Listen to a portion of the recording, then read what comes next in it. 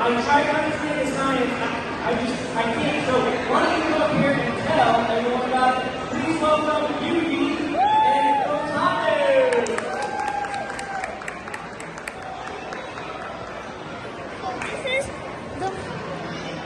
This is the photovoltaic generator, and my objective is to generate electricity from photons using semiconductors that are easy to produce and work on a wide spectrum of light as compared to current solar panels. The current solar panels use silicon as a semiconductor, which is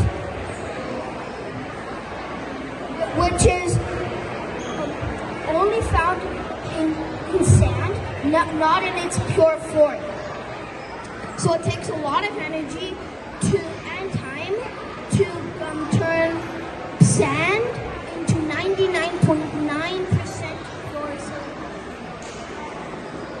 Using a concept called reverse electroluminescence. What is reverse electroluminescence?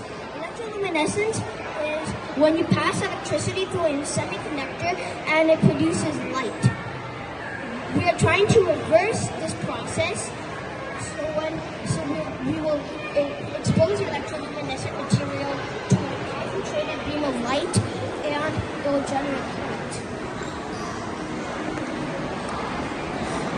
We're using a semiconductor called gallium arsenide, and we can split the photovoltaic generator into two: the N-type and the P-type. The N-type is made of arsenic, which wants to give up an electron, and the P-type is made of gallium, which wants to accept an electron. So there's going to be a flow of electrons from the N-type to the P-type, causing an electron flow, which will result in a current in the opposite direction. The sign is called the p-n junction. How are we going to put this into a photovoltaic gem cell? So there's going to be a multi-convex lens. It will concentrate the light into multiple spots.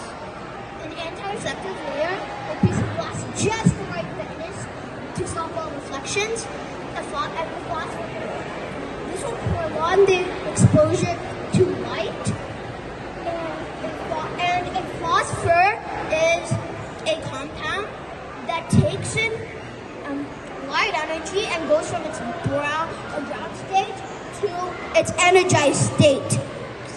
As it's going back to its ground state, the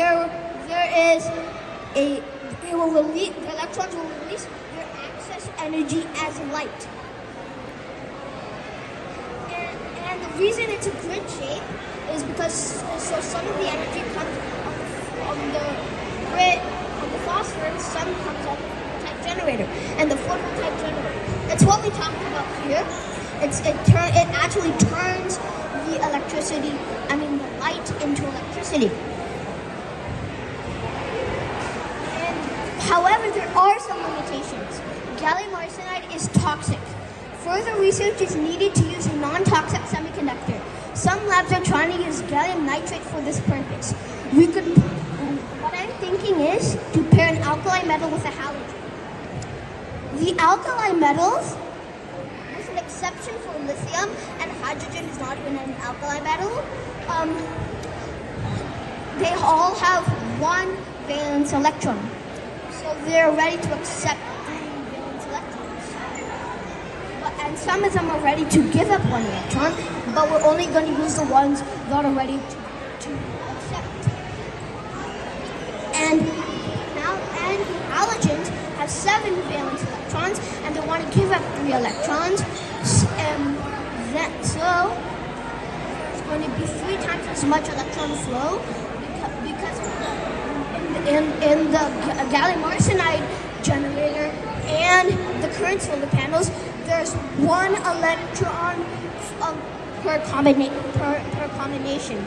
But with the alkali halogen cell, there's going to be 3. This is just a concept note and needs to be tested and refined in a lab. Thank you for listening.